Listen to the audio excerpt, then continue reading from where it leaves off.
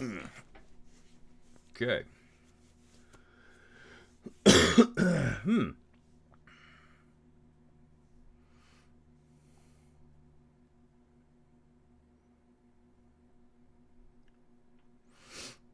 There's a couple dudes. Red from Dratman13. There's a username I don't recognize. Possibly a new viewer, a new subscriber. How's everybody doing? There's William Da Silva. What's up, my man?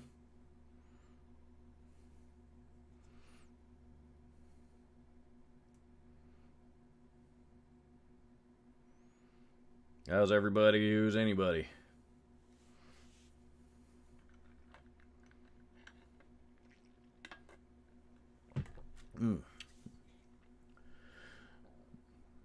Yep, I was not planning to do this today.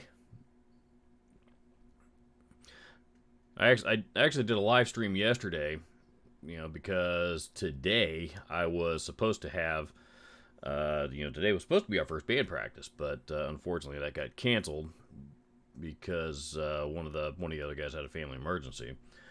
So I decided to, the video that was going to go up today, I decided to push that back till tomorrow and push tomorrow's video back until Monday and go live and hang out with you guys here live and in person here today instead, since my afternoon suddenly is wide open again. Not that I'm complaining.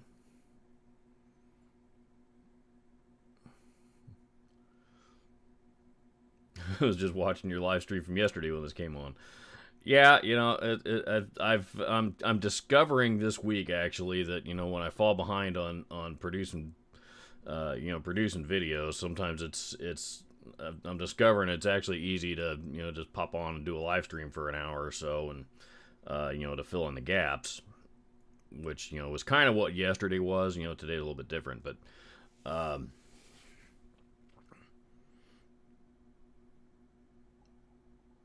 I'd like to see obviously more people jump on when we do these, or just there just doesn't seem to be a good time of day that's that's good for everybody. So I tend to do early mid afternoons,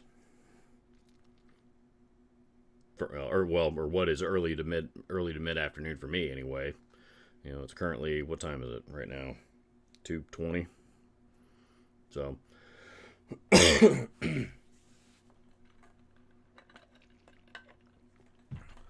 2:20 on a Saturday. Got a little snow overnight, etc., etc. I don't know. Favorite Italian dish? Ooh. Probably lasagna. Meat lasagna.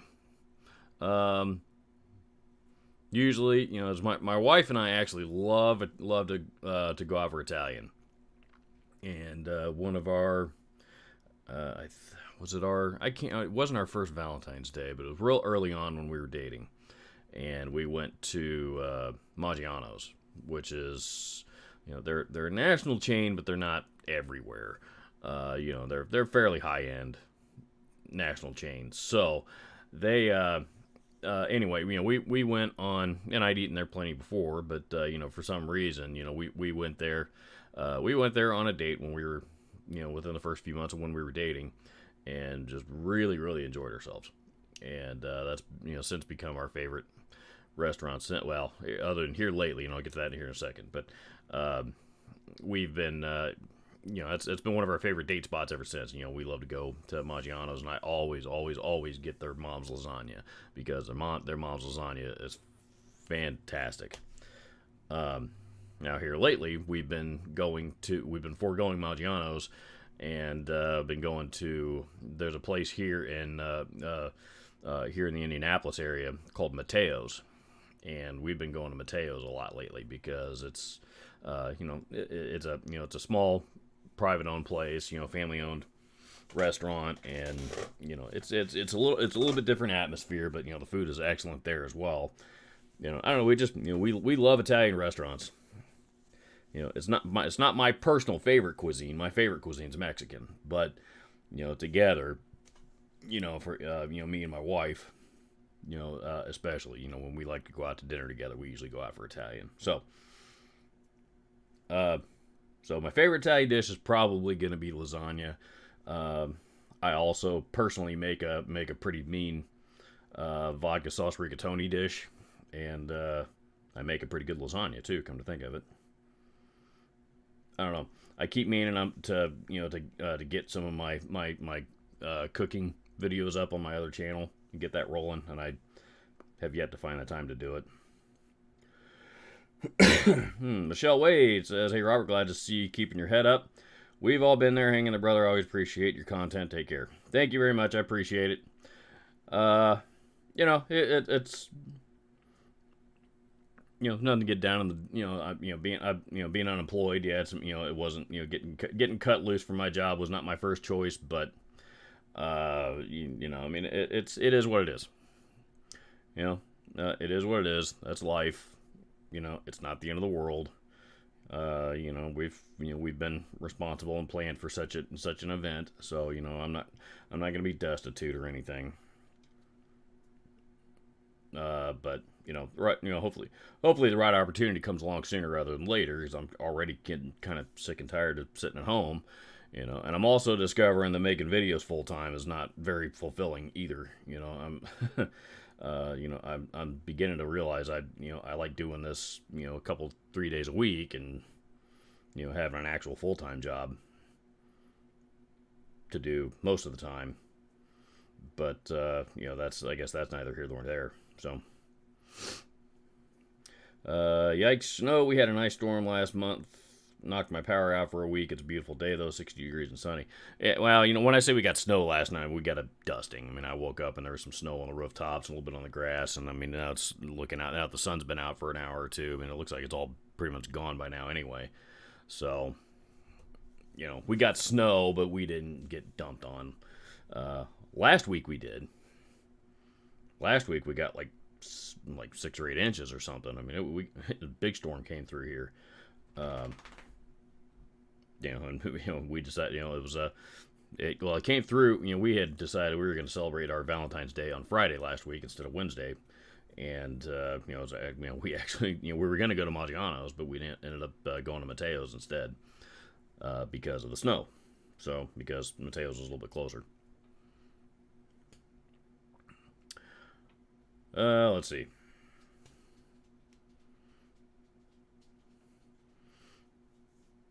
Martian Murray says chicken Parmesan tacos sound good. I'm not sure how. I don't know. Boy, that's definitely a fusion dish I've never tried before.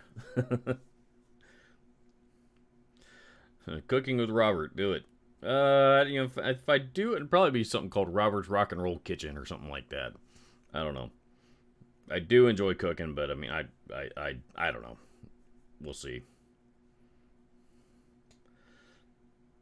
William De Silva says, my wife's been making al pastor from scratch. She must be a good cook if she's making al pastor from scratch. I mean, that's, real al pastor is, that's a 6 or 8 hour ordeal. That's not a quick dish you can throw together in 20 or 30 minutes. All the sauces in Mexican food are ungodly complex. There's a lot that goes into most of them, and a lot of them just take a long time to make, seemingly, to do it right anyway. Robert ever had real barbacoa in Mexico? I haven't. I don't think. Let me think about this. I don't believe I have. No, because I've the few places in Mexico that I've been to. I've been to I've been to the tourist places. I've been to Cancun and I've been to Cozumel. And there is some real Mexican culture in those places. It's not all just giant all-inclusive resorts and a beautiful beach. And we have gotten to take in some some real Mexican cuisine, it's like street food and stuff, but I don't think I've had barbacoa. I would something I'm sure I would love though. 2 days to make al pastor. 2-day ordeal, he says. Wow. pork's got to marinate for 24 hours before she cooks it. Oh, wow. Okay. I was watching. Sometimes I get sucked into these. I get sucked into. You guys would think I spend a lot of time. Like when I'm watching YouTube videos, you guys would think that I spend most of my time watching guitar stuff, but really I don't. Here lately, for like last couple of years, when I'm watching YouTube, I usually watch cooking and travel stuff, and so I was watching this video with. I can't remember. I think it was Arnie Tex is the channel's name. I think he's a Mexican dude in Texas that does a bunch of Mexican cuisine cooking on his channel. He's got a pretty big following too. But he was showing a quick way to make al pastor, a way that you can do it in 20 or 30 minutes, as opposed to the real way, which is the sauce. The sauce is about. The sauce takes about 6 or 8 hours. Now the meat that goes with it, that's a little bit different story. So,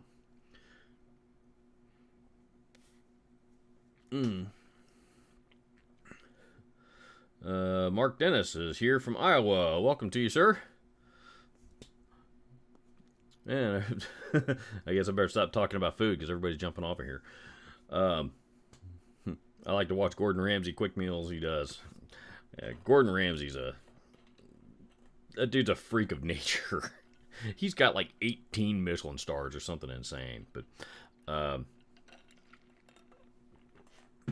despite the asshole boss that he is on Hell's Kitchen, he's actually he's a top shelf human being with a heart of gold. I'm a pretty big fan of Gordon Ramsay. And yeah, his YouTube channel is pretty informative as well. Get to Puebla and get Pastor at Don Pastor's. Puebla, Mexico. Where's that? What's that by? Dalton Cochran is here, as a 575 has also joined the soiree from Australia. God, it's like, isn't it middle of the night out in Australia right now? It's 2:30 in the afternoon here, but Australia, it's like, there's like a 12-hour time difference, or I don't know, maybe I'm wrong. I know it's a 24-hour flight from here to get there. 6:30 Sunday morning. Okay, so it's Sunday morning out there. So you're just getting up. 6:30 Sunday morning. It's 2:30 Saturday afternoon here, so almost middle of the night. Well, thank you for getting up and hanging out with us here today.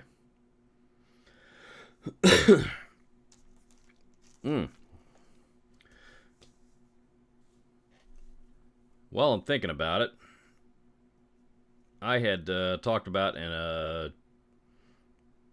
video a couple of weeks ago that I was going to try out those new guitar picks. What are the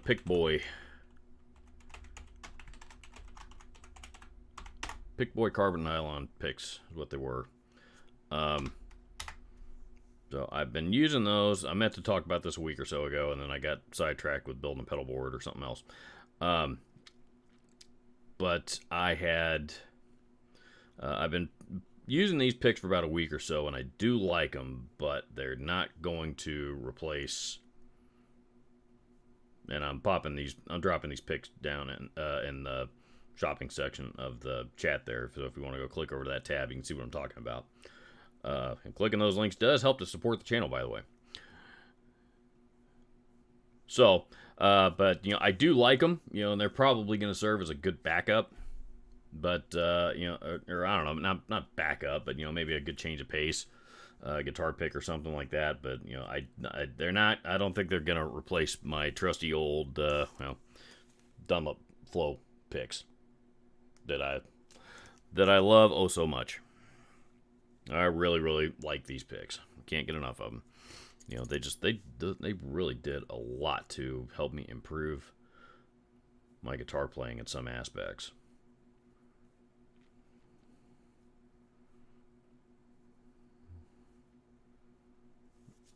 Put those in there as well. Dunlop, Flow, Standard, and there they be.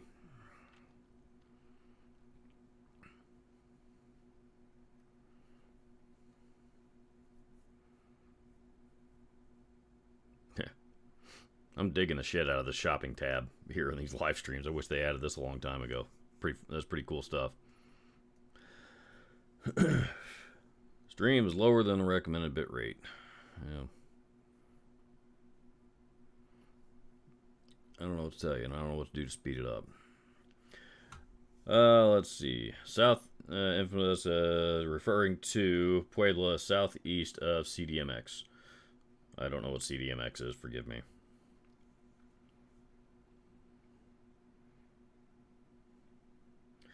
I've been using a Pickboy pick for a couple years as a backup as well. They're about jazz size,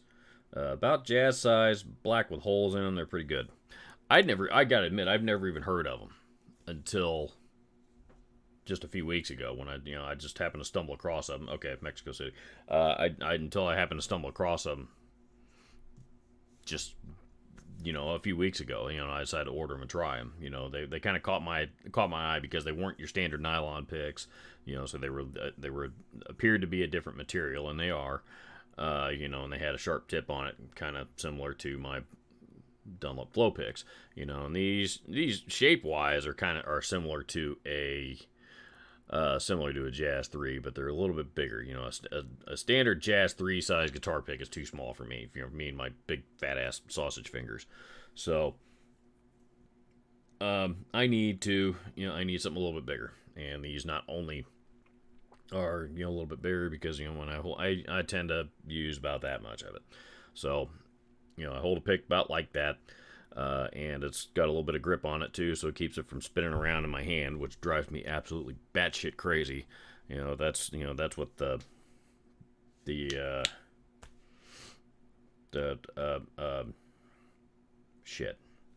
Tordex picks always did to me. So I can control them, and they're it's got the sharp tip that I found is very, very conducive to my sloppy lead guitar playing, and helps clean that up quite a bit. So CDMX stands for Ciudad de Mexico, aka Mexico City. Okay, so southeast of CDMX, southeast of Mexico City, which, let me just pull up the map.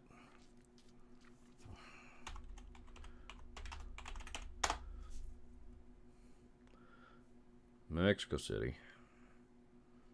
Always wanted to visit Mexico City. God damn, there's a lot of people that live there.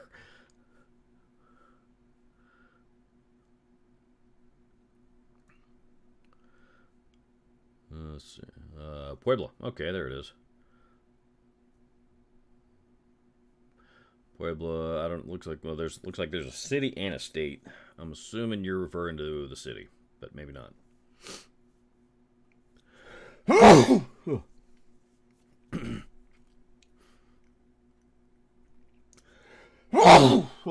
Pardon me.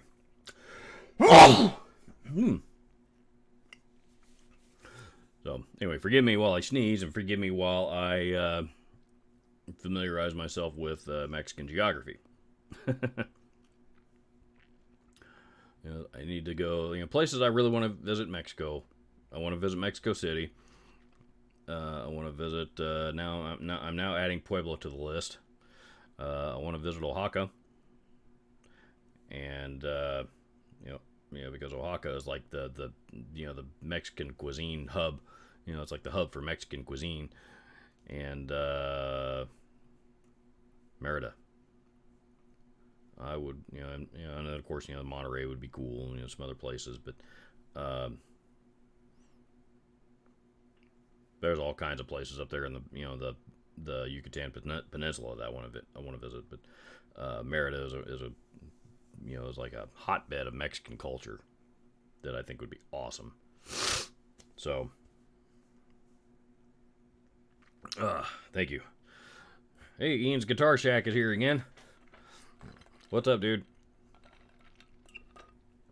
I think Ian lives in my my current city of Indianapolis, I believe.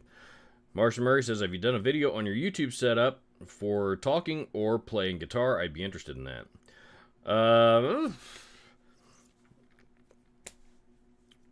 Not really. And I have different, I've been, you start doing YouTube, and eventually you start, you start buying camera and video equipment and shit like that for various different purposes, because you realize that just like guitars, whereas if this were my only guitar, this would be a great guitar, but eventually it would come up that it'd be nice if I had something with passive pickups, or this one I happen to keep tuned to E standard, which I do, and it would be nice if I had something that I could grab in a different tuning, or that I could move to a different tuning a lot easier than something with a Floyd on it. So in that situation, then you buy a guitar, you buy another guitar. And cameras, turn out, camera gear kind of turns out to be the same way. This camera here that that I use for my live streams, that I initially bought it. It's a Canon M200, and I initially bought it for, like on the go, as like a travel camera. And I didn't end up using it for that, but I discovered that it was actually a really, really good streaming camera, so now it just lives mounted back there on this that camera mount behind my monitor, and and on and on. I don't think all my other cameras are in the other room at the moment, but then if you just you end up buying cameras and microphones and stuff like that just to make life easier in different situations. So I get right now I'm primarily using the Sony ZV-E10. I absolutely love that camera. Absolutely love that camera, and let me put that in the shopping tab for you guys so you can see it.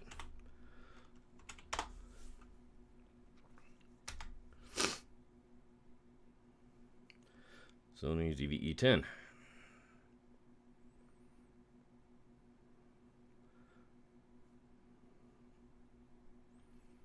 Let's see who's got.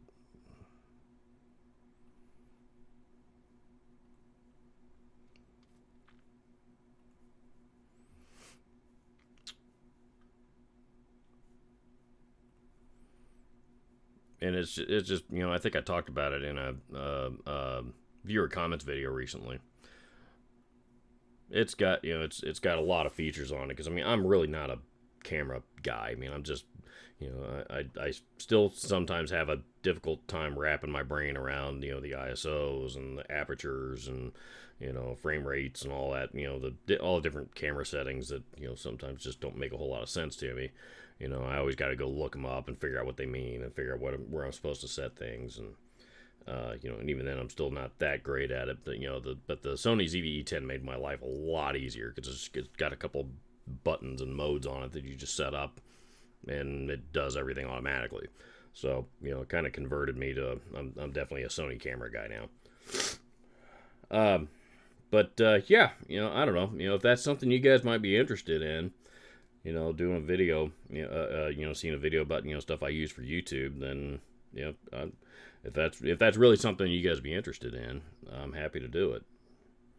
But historically, when I've done videos on camera gear and stuff, like YouTube video recording stuff on my channel, you guys generally don't have much interest in it whatsoever.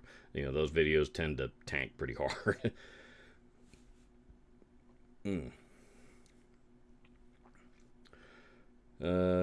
Sammy Hagar's joint down there would be fun.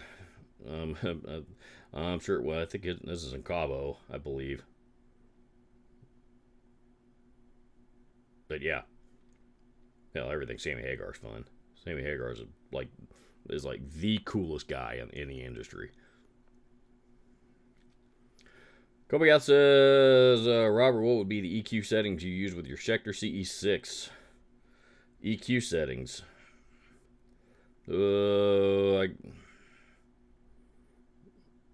I'm assuming you're referring to my Schecter CR6, but I guess EQ settings, like on my amp, on my, I don't know. I mean that. I mean, there's so many different places in a chain to set the EQ.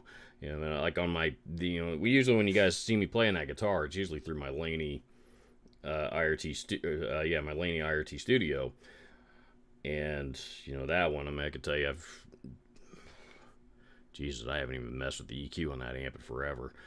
Mids at probably about 2 o'clock, maybe 3. Bass at about 12, 1 o'clock. Treble 1, 2 o'clock, something like that.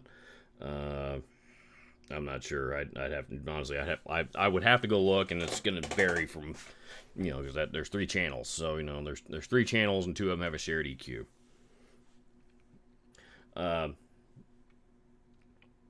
Yeah, I couldn't tell you exactly what those what those settings are specific. The settings on that amp are not specific to that guitar, so not at all. I mean, they're specific to the amp. I plug. I mean, that's the way I've always tackled it. Dial in the amp first, and then tackle plug in the guitar and pedals and all that kind of stuff, and tackle EQ in those areas as needed.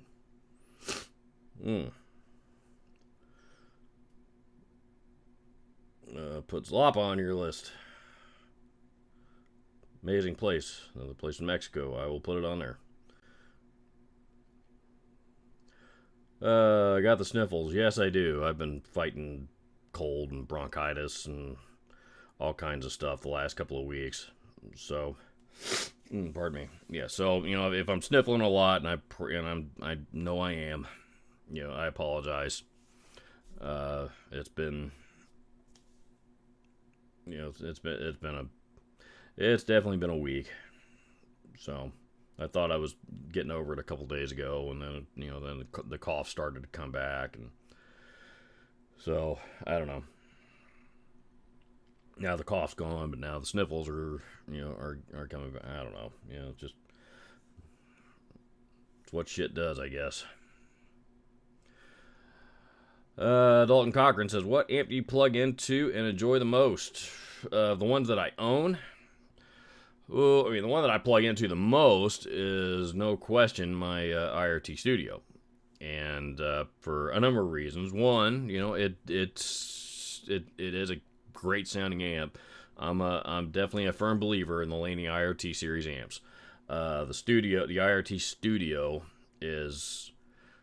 I mean, it's got the same sound that the rest of them does. The rest of them does. Jesus Christ, act like I don't speak English. It's got the same, the same sound and gain structures as the rest of them do. I wouldn't swear to it being identical to like an IRT 60 or something like that, but the reason why I bought the IRT Studio, and the reason why I keep using it, is because it's got so many studio friendly features on it. Number one, I've never, as long as I've owned that amp, I've never once plugged it into a cabinet, because I don't need it. I can record silently with it. So, it has the onboard load box. So, which means I don't have to use an external load box like a Captor or something like that. It can handle the load by itself and won't blow up. So it's got the onboard load box, DI out, and it's got a reamp, reamping capability on it. There's a lot of onboard cab simulator, among other things. I mean, there's a lot of really, really studio rich features on that amplifier, and that's why I bought it. And this is before the prices on them skyrocketed. I think I got mine used for $250. That's probably never gonna happen again. And I've been using it for, God, 5 years now. I think I got it in 2019, so I've been using it for 5 years now, and it hadn't failed me yet. It's pretty badass. It is pretty badass. So.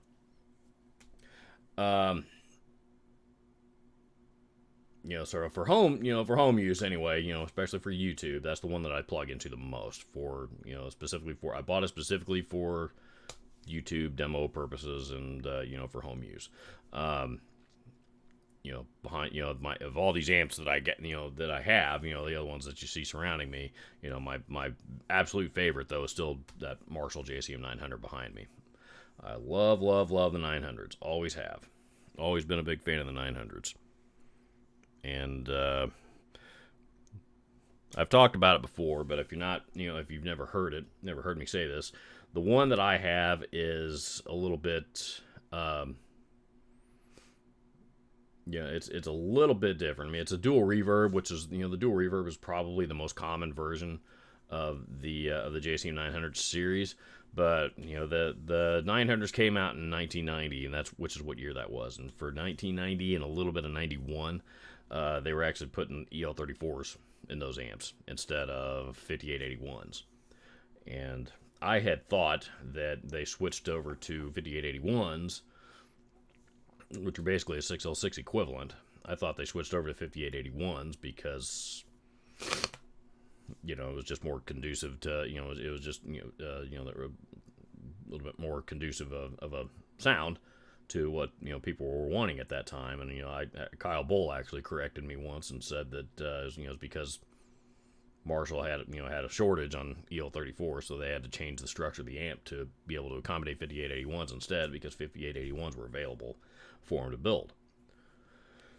And then they switched them over to 5881s, and they just kind of left it. So 5881s do have more gain, but I don't use as much gain as I once did anyway, and this one's got plenty on its own. So I do want to get a 5881 one of these days. That's one of those things I've been talking about buying forever, and I've just never done it. But yeah, yep, that's for my favorite amp though. That's what it would be. Gary Shelley says the crud is definitely going around. Get well, brother. Yes, it is. There's here in Indianapolis, I know a lot of people have come down with this shit, and it's. It's really, it's more annoying than anything. If I didn't feel up to it, I wouldn't be here hanging out with you guys. It's just annoying. Thoughts on Squire new Bullet series? I'm not a fan of the Squire Bullet guitars. The last time I paid any attention to them was probably 10 years ago, and that was at that time, and I think it's still the case, but at that time they were Squire's cheapest bottom line guitar that you could buy. And I don't know. I mean, they're I think they were selling for $100 or something at the time, 120 bucks. I don't think they're much more than that now, but yeah, I mean, they're not my. There's really nothing in the Squire line that I've ever really fallen in love with. It was good to, when they first came out, like the classic vibes and stuff, with a little bit nicer stuff in the Squire line. It was nice to see when they finally came out with that, because Fender finally started taking the Squire line seriously again. Because prior to that, throughout the 90s, it was pretty much, it was the Bullets and the Affinities, and they were, the brand just got recognized as entry level, cheap entry level garbage guitars. And to be fair, that's what they were, So I have not gotten my hands on them though. I know, like I said, Fender is definitely paying a lot more attention and putting more, taking those guitars more seriously, and they do, like they actually like put some serious effort into setting them up at the factory before they go out, because they. Hats off to Fender for this. They realized that, it's usually young people who are buying their first guitar that are buying Squires. And, when they get their first Squire, if Fender is able to provide, that young first time customer with a really, really good experience right out of the box, the chances are that customer's second guitar is going to be a higher end Fender. Which is also true. So they have Fender's capitalized on that, which is the smart thing to do. So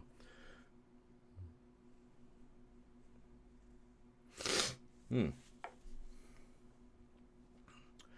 Let's see. Some Phonochrome has jumped in here with us. My niece here. When was the last time you cranked that Marshall 900? It's been a while. You know, it's been a while. The truth. I mean, I've had that amp for a long time. You know, and the truth is, it's been. You know, it hasn't left this room in quite some time. You know, because I mean, I've gotten older. I'm 46 now. You know, so for me to want to lug that fucking thing out of this room and down the stairs, and all the maneuvering that thing out of the house. You know, not so much the head, but the cabinet that goes with it. I mean, that's a ordeal. So, if and when this band gets off the ground, that's probably not the amp that I'm going to be using. So I will likely go with. I'll probably use that Wong's HD30 head, and I may buy another 212 cab or something to use with it. I don't know yet. Maybe I'll go Captor X and just go direct. I don't know.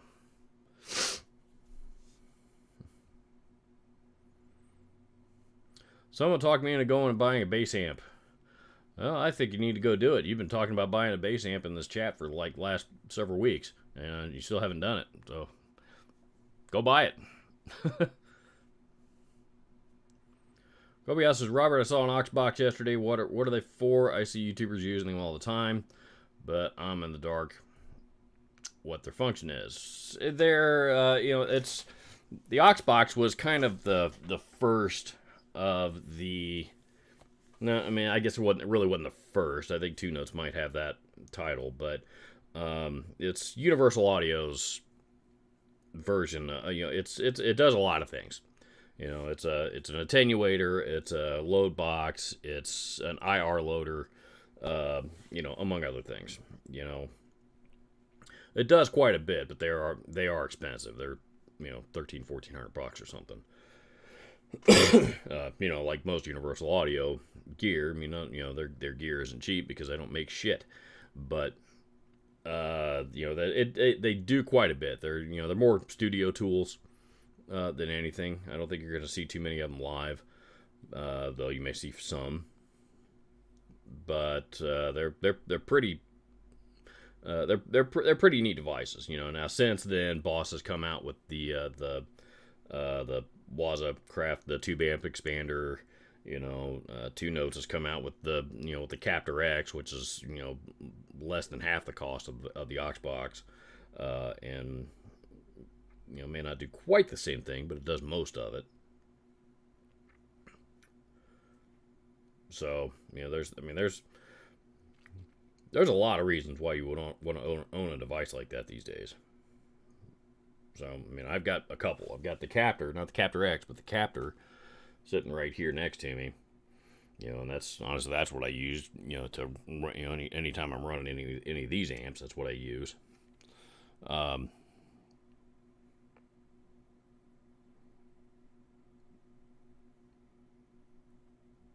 then my IRT Studio, like I was telling you guys earlier, has an onboard load box.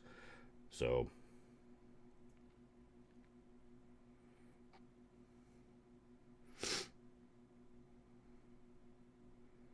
yeah, if you got the money to spend on something like that, I recommend it. Dalton Cochran says, sounds like a great amp, but I have to check it out. Not familiar with that particular amp from Laney. Well, I'll tell you what, let me add that one. Let's see if I can add that to the shopping tab for you guys. Laney IRT Studio. What are they selling for nowadays? $9.49.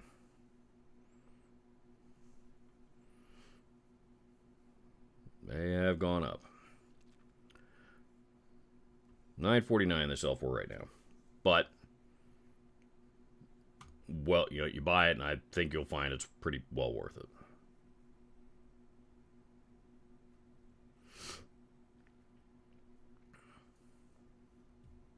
Let's see.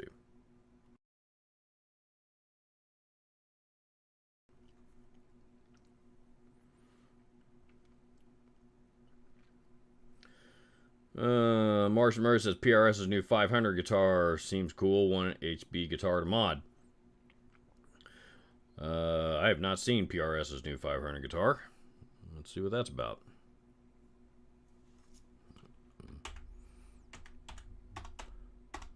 Paul Reed Smith 500.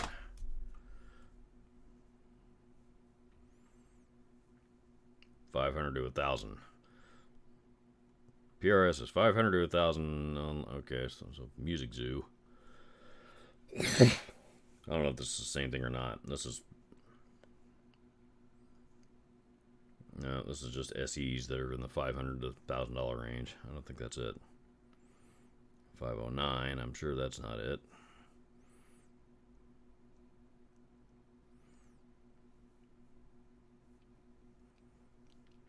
I'm not seeing that anywhere.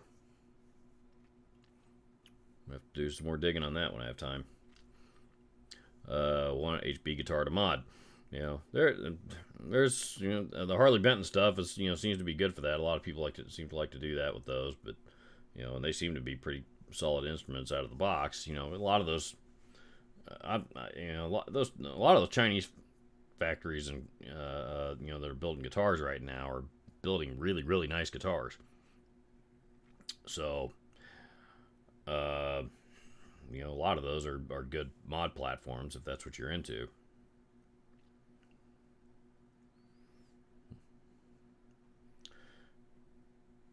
Rich Tom says, do you think Squire makes Fender more money than Fender brand guitars, Epiphone, Gibson also? No. I think Squire for the most part is an entry level point, or an entry point into into their guitar line. I mean, there's you guys got to remember that they sell a lot. They sell a lot of Squire guitars to a lot of beginners, but they also still sell a lot of high-end American-made guitars.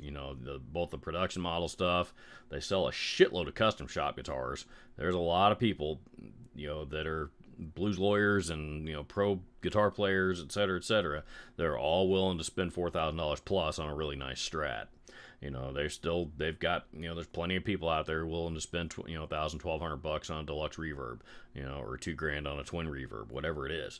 I mean, they sell, they sell a lot of all that stuff. Now I don't, have the numbers in front of me. I couldn't tell you exactly which of those categories they sell the most of, but but I guarantee you, I mean, there's a lot more really experienced guitar players that are buying their products than there are beginners. Because think about it, a beginner comes in, buys their first guitar, chances are they're not buying another guitar for another couple years. Somebody like like me or one of you guys, goes in, buys it, spends $1,000 on a Strat, and really enjoys it, and next thing you know, you're buying another Fender, 4, 5, 6 months later. So I guess based on that logic, and the same goes for Epiphone and Gibson. And maybe Epiphone may be a little different, but I guess based on that logic, though, the Fender brand, I'm sure, quite outsells the Squire line, in the long run.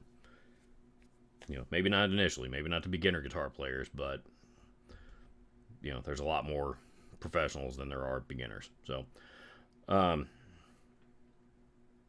for Gibson and Epiphone's a little bit different because when compared to the Squire line, because Epiphone, they do make some higher end models. They're getting up to, now they got the Greenie that's out. I mean, that's a $1,500 guitar now.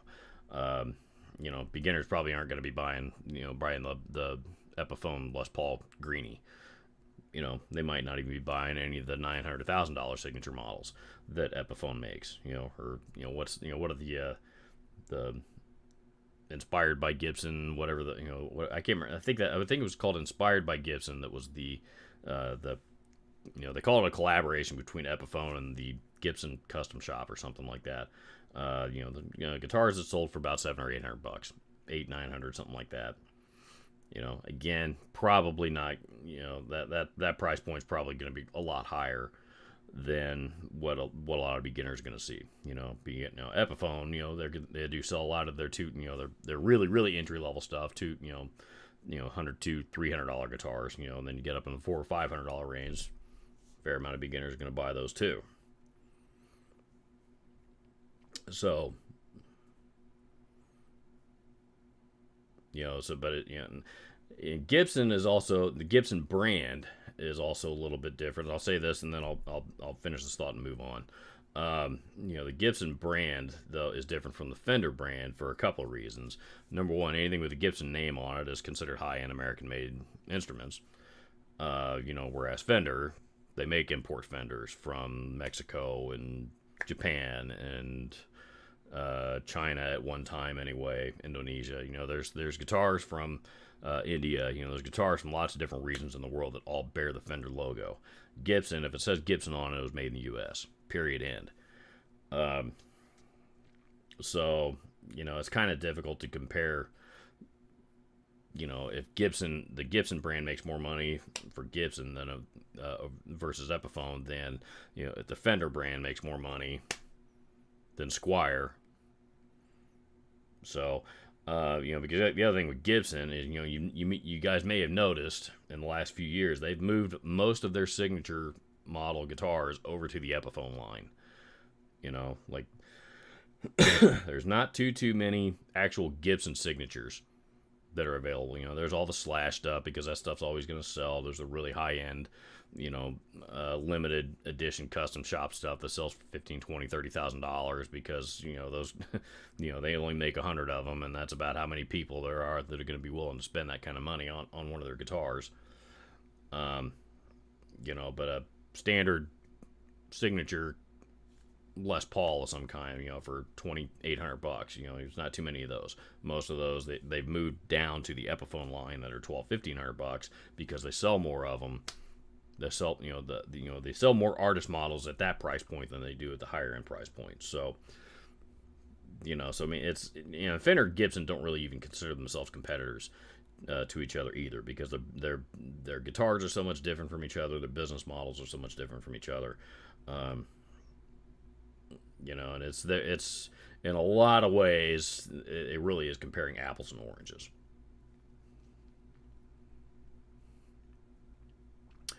Okay, moving on.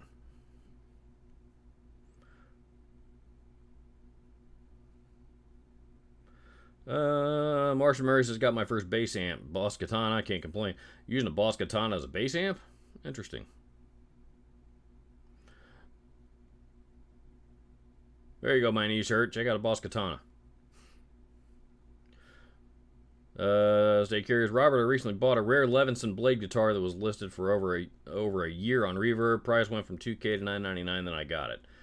Do you think we're in deflation time for used guitars? The used guitar market's been real tough the last several years. The last couple of years anyway. I've had guitars listed for, God, I had you guys might remember when I did the demo video of the Latitude semi hollow body.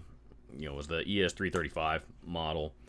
It was it's about that guitar is about a $300 guitar, and I had it listed on, God, I had it listed on eBay and Reverb and Marketplace. I had it listed on all of those places for, it had to be 8 or 9 months, a long time, and it started at, I think I started having it listed at $250 because I did the video with it, and that was all I did. I mean, it was virtually brand new, and eventually I dropped it down to $200 just because I got tired of looking at it, and I wanted the hook space in my room. So I ended up selling it. Finally, I just sold that guitar. I mean, just sold that guitar like in the last few weeks. It took forever. A $200 guitar took forever to sell. So I mean, it's tough out there right now. And I don't know. It's been like this for a couple years now, and I can't figure out why. So I mean, unless it's something really, really uber rare, or something that's not necessarily rare, but something that's a high commodity, then it's like I said, that's just stuff's hard to move right now. So, and I think a lot of that is because used prices are just ridiculous on everything. Half the time you're better off buying a new one these days. So, waiting for a holiday weekend or something, a decent coupon at Guitar Center or wherever. Uh, you're just about better off buying a new one in a lot of instances. So, thinking of selling my 2019 Les Paul Classic. My house needs a new sewer line. Old house is built up with no clean out, old clay pipes. I've been using a bucket. Yeah, I would get that handled pretty quickly. Also, keep going with your channel. I want you to reach 100,000 subs. I would love for that to happen, but I don't know if it's going to happen. I've been doing this for 8 years now, and I just cracked 30 in the last few months. I don't know. I've pissed off a lot of people in the industry. I don't know about the industry, but I've pissed off a lot of people on YouTube, and my worst of videos and stuff. People that just get butthurt over really really stupid shit. So I don't know, but it's my channel's just always been it's always been pretty slow to grow. So I don't know if I'd love to get to 100,000 subs, but I don't know if it'll ever happen. So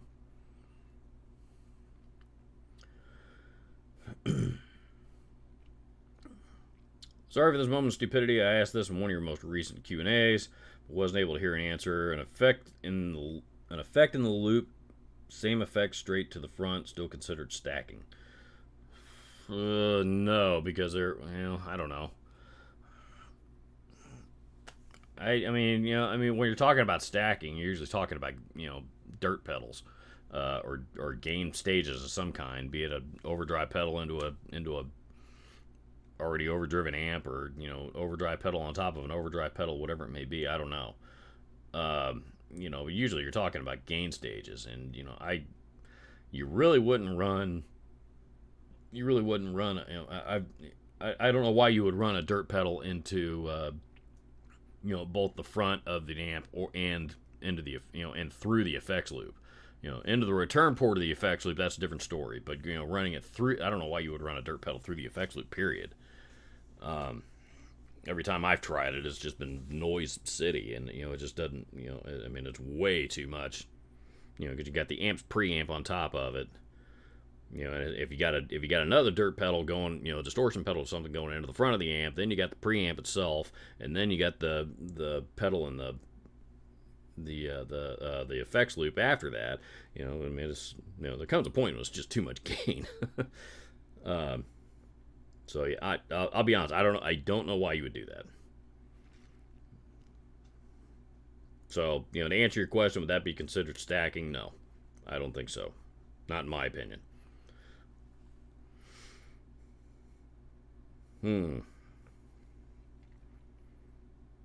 Let's get this channel to 100,000 subs. Like I said, I'd love to see it happen, but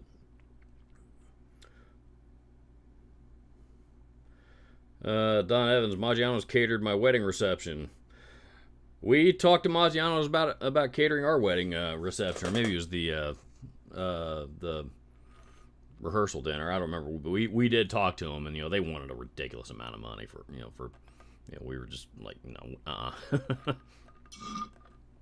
thanks, but no thanks. Kobe says, Robert, would a Fender Custom Shop or Gibson Murphy Labs guitar be worth the expense to you? I'm not impressed with them. Yeah,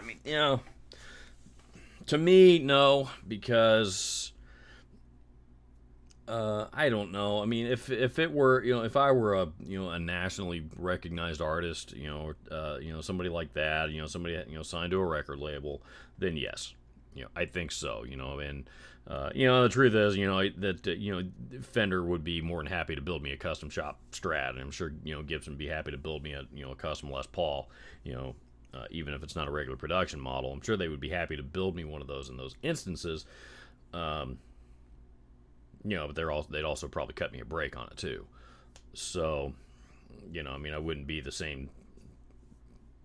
Especially in the instance of Gibson's $6,000-8,000 guitar. That Joe rock and roll guy, playing in a cover band, practicing in his bedroom is going to pay.